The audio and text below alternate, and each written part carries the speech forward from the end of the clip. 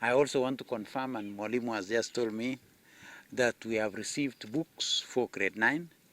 And as you are all aware, the CS sometimes back launch the distribution of the core textbooks that will be used by our children in the 9 learning areas. We are going to make sure that we avail a book for every learning area, for every learner.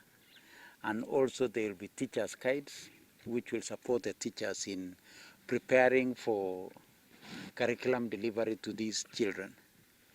The Kenya National Examination Council has also been working very closely with KICD, with the Teacher Service Commission, and with the Ministry of Education to ensure that we build the capacity of our teachers so that they are ready for also delivering to our children, and build the capacity of our teachers to be able to prepare the assessments that are school-based.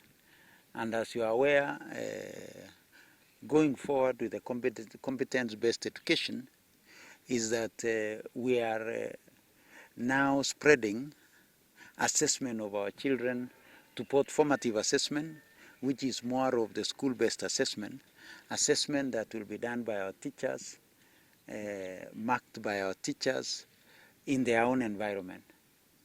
And then there will be the summative assessment, which is what you have just asked, and I will be mentioning in a short while.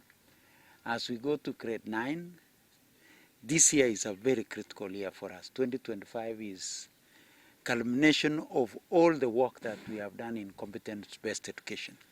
This is now when everything comes to a critical time, because the year 2025 is the real year that is so important to the basic education subsector, because this is the final year. 2025 will be the final year for both primary and junior, and the critical year that we are going to go to the senior school.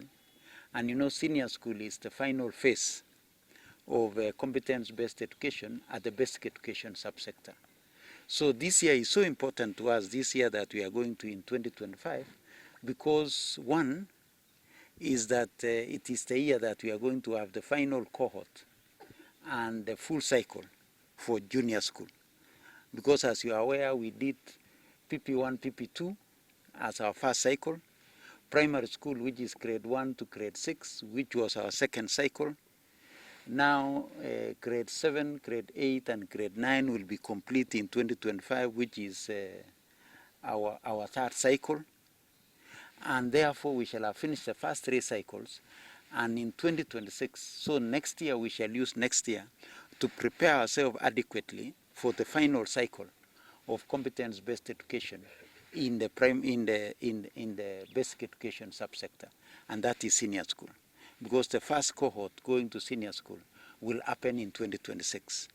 So in 2025, what we want to do is that we want to prepare ourselves for the pathways, because in senior school it is all about pathways. We have 3 pathways, which is STEM, social sciences, and then creatives and sports.